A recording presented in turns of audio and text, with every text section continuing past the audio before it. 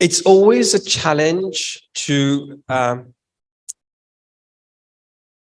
sit in a panel which is right after lunch. I agree. But we're going to change it a little bit. It's not going to be a one-to-one discussion or like we're going to decentralize it. Let's put it that way. It's not going to be a panel where I'm going to be the center, the moderator, where I'm going to be asking questions and then going back to me. Let's try to make it something a bit new, novel, and more interesting. Good afternoon, everyone. Hope you had a good lunch. So Mauritius came out of the grey list, the infamous grey list of the FATF last year in October 2022. After 18 months of hard work, we managed to pull that one out.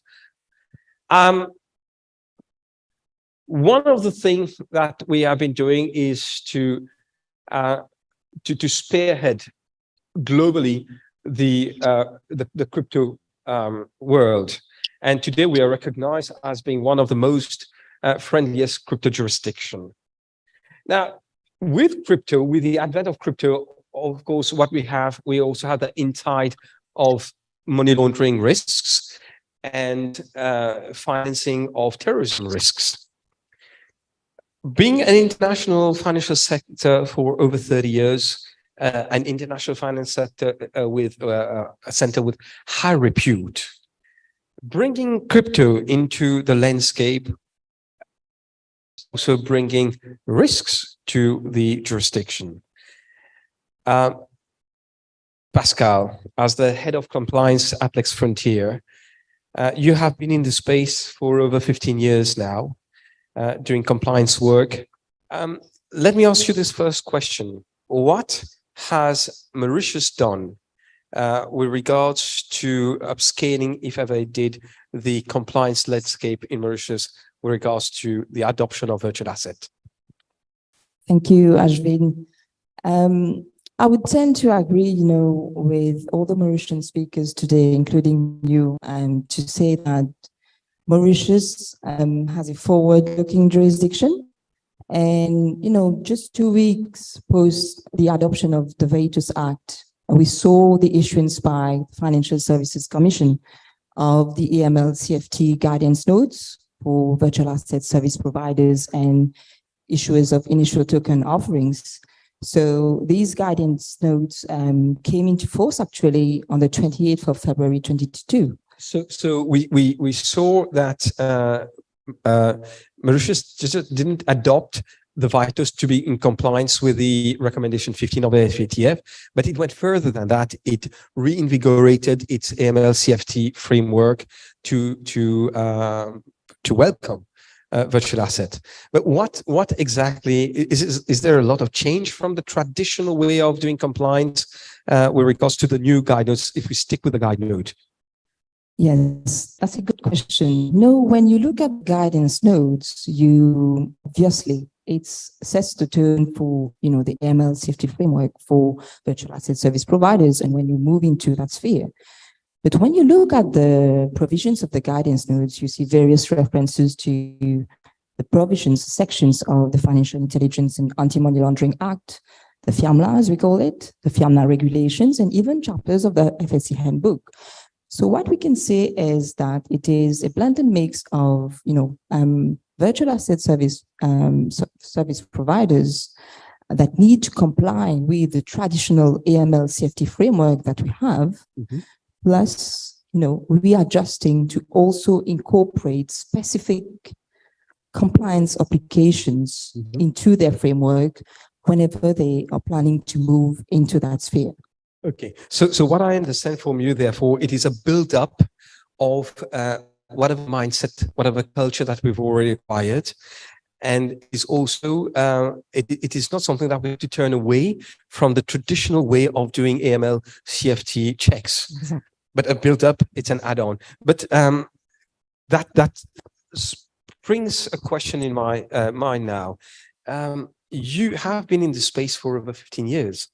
You are one of the witnesses of the changes, of the morph.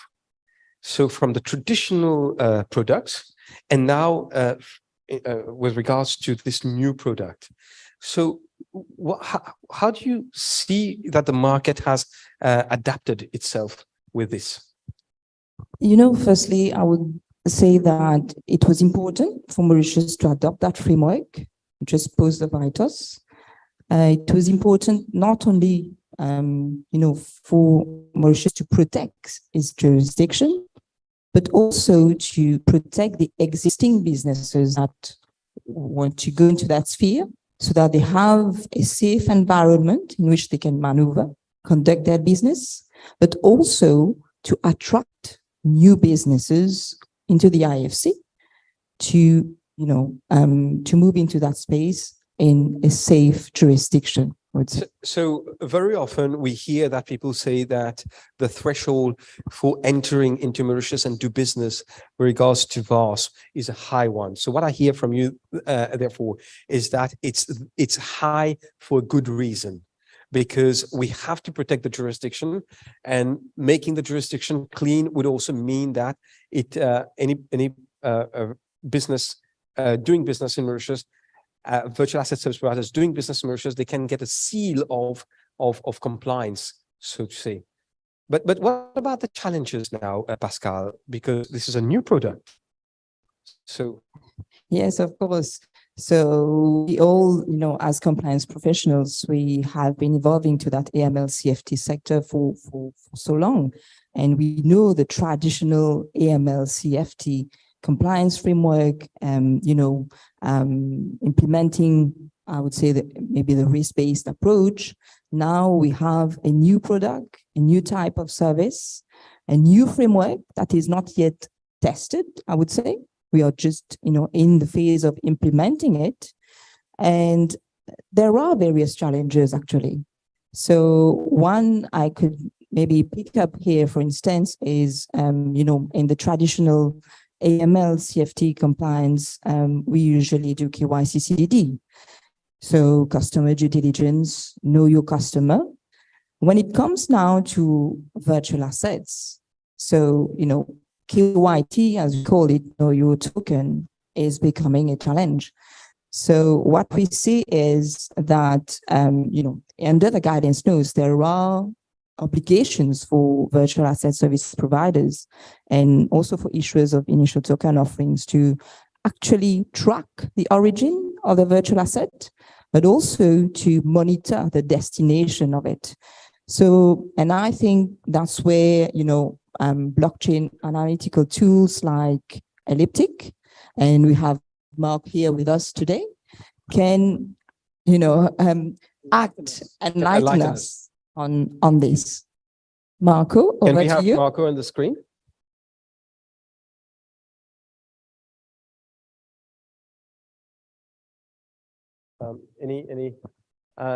That's the issue when we have live with the participants in other jurisdictions.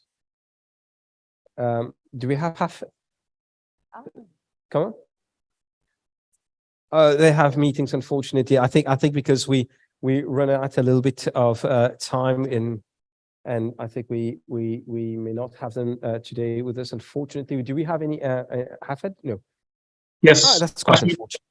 But yes. There we go. I'm here. Hafedh, it's great to have you. Sorry for the slight delay, how it usually gets in forum like that. We have had like 7 countries participating, so it's always a challenge. Thank you, Hafedh, for being with us. Just for the audience here, Hafedh is a partner at PwC Dubai.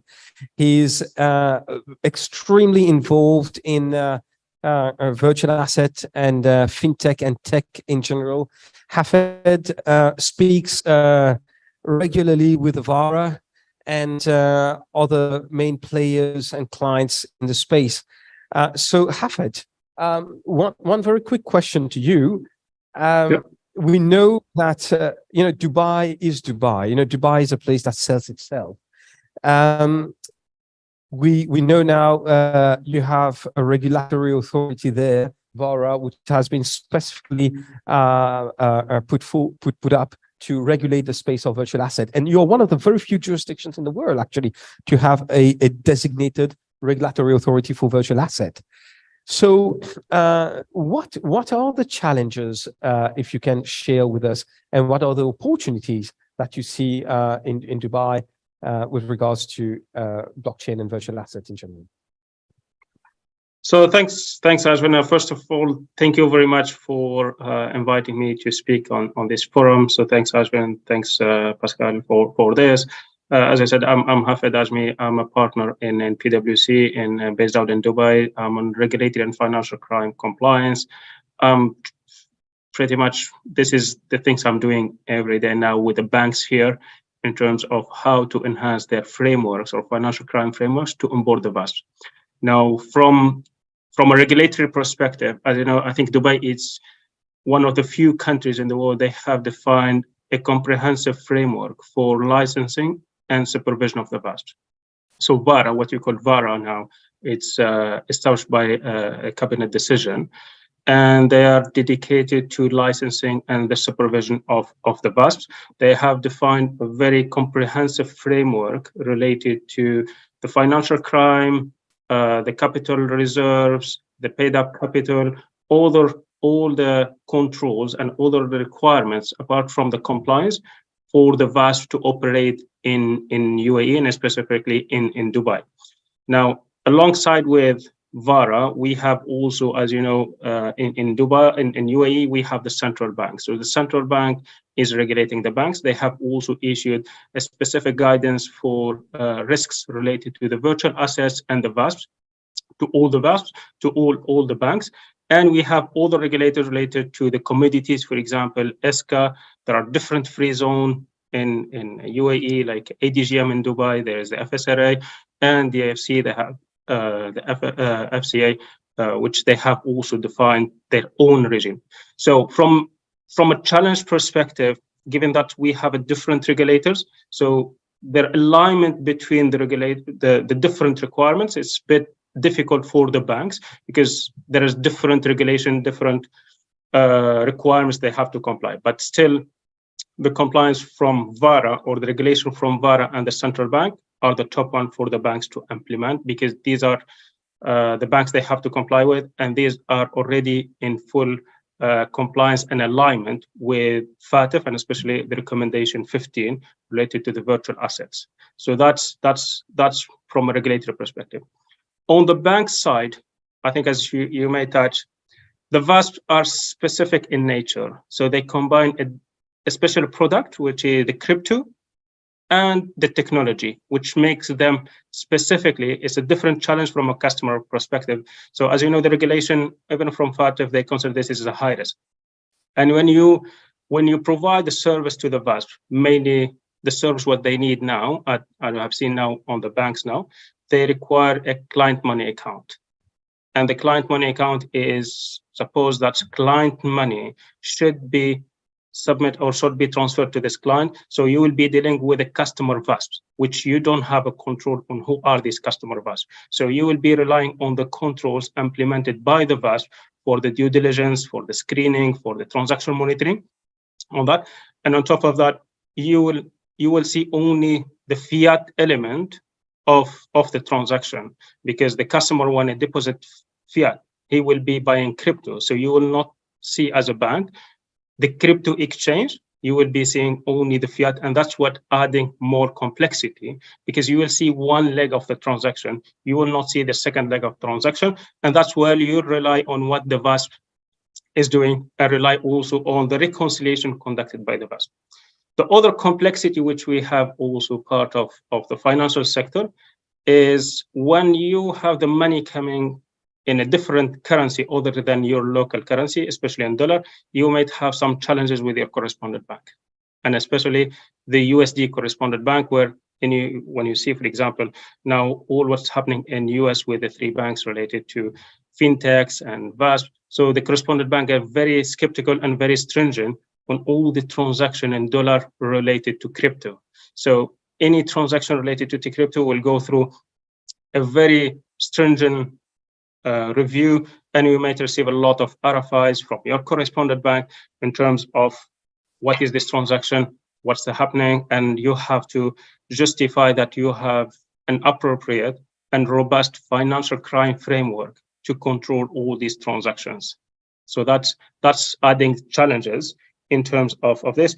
And on top of that, there is another challenge, which sometimes this VASP may conduct some nesting relationship.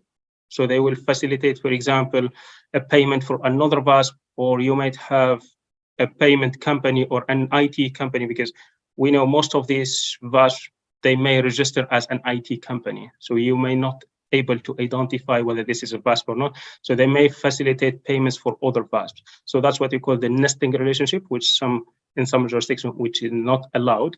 And that will have to add more risk in terms of financial crime risk or money laundering to your risk taxonomies. So these are more the challenges what we are facing, or as a sector we are facing, and how we are helping the banks now is to enhance their financial crime framework from a governance, process, system, technology, data, and people also element on training to enhance the capabilities and the capacity of the bank to mitigate that risk when dealing with the VASP and offering services to the VASPs. Hopefully I answered your question. Yeah, no, quite elaborately, actually. Thank you for that, Hafedh. Correspondent bank seems to be the stopper in almost everywhere, in fact. You say something about the challenge with regards to the bank being the custodian of the fiat currency, of course. And often the source of the fiat currency might be what is happening on an exchange, and you can't really grasp where that money came from. So that is a huge challenge. Unfortunately, we don't have Marco with us, who could have really enlightened us on blockchain analytical tools like Elliptics, how they go about to follow, in fact, where a particular virtual asset has been. But this is a challenge, yes. Is there any ways that the regulatory authorities in Dubai are thinking of addressing that, or is it something that they are not concerned for the moment, given that you're already providing licenses? So that is a problem that is here to address now. So how are they going about with that? No, definitely, I think the regulator here, from both all the regulators involved in regulating the landscape in the UAE, and especially VARA, they have defined a clear requirement for the VASP, what are the controls they have to implement. So starting from the onboarding, which they have defined clear onboarding process, verifying doing the DDD, customer due diligence, enhanced due diligence on the customer's side.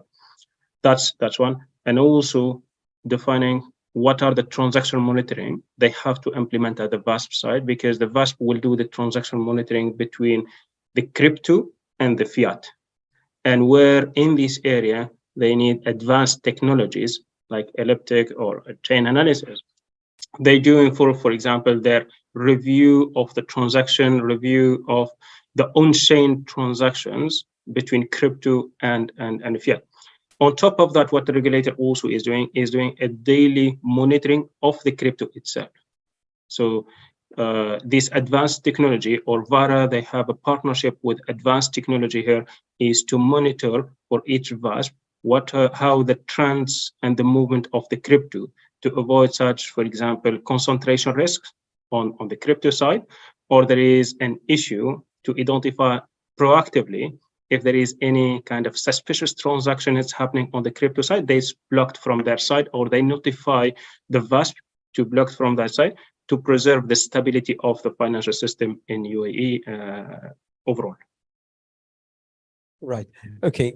So I hear you that the VARA is up there, it's out there, it's doing its thing, and the bank, as I think in almost all jurisdictions, Dubai is no exception, that the bank is not necessarily up there, and they have got their own issues. But how easy is it today to open a VASP in Dubai? And given that this is a compliance panel, so what are the compliance requirements that we will have to put forward to the regulatory authority before we can be licensed in Dubai? So definitely from a bank's, let's say from VASP side, if you want to open first a client money account, that's a requirement for the operation of the VASP, they have to demonstrate a robust financial crime framework. On top of, there are prudential reserve or proof of reserve they have, but predominantly is the financial crime framework should be robust enough and demonstrate that to the bank to open a client money account for this, and to justify, for example, how the money is going, what are the controls implemented, both from a design and from an operating effectiveness perspective. That's from the VASP. No, from the bank side, definitely they are now, what the bank is doing, they are enhancing their financial crime framework to onboard the VASP, to see what are the additional risks that the bank is exposed to in terms of financial crime, in terms of operational risk, for example, compliance risks, consumer protection, regulatory risk also, and they are enhancing their framework for this. Now, there is a requirement from the central bank here that if you will open a client money account, you need to get non-objection from the central bank. And that non-objection should be also accompanied by attestation that the bank has already elevated and implemented robust control to onboard the VASPs. And then once this non-objection is obtained from the central bank, then the VASP or the bank can open a client money account to the VASP. This is applicable to the client money account, but not, for example, if it's related to the operating account, which is the commercial account, it would be considered as a normal entity. They can open that. So these are the mitigation controls that's both on the VASP, on the banks, and what's the supervision from the central bank that's they require for the banks to open a client money account for the VASPs. Well, thank you, Hafedh. I'm being signaled here that we might be overstepping the time limit. Unfortunately, this is a very, very interesting topic to speak about compliance on virtual assets and what are the requirements. But we'll be happy to connect later on to discuss further. Well, thank you very much. Thank you, Hafedh. Thank you. Fortunate with Marco with us from Elliptic, and thank you so much, Pascale. Thank you, everyone. Thank you. Have a nice day.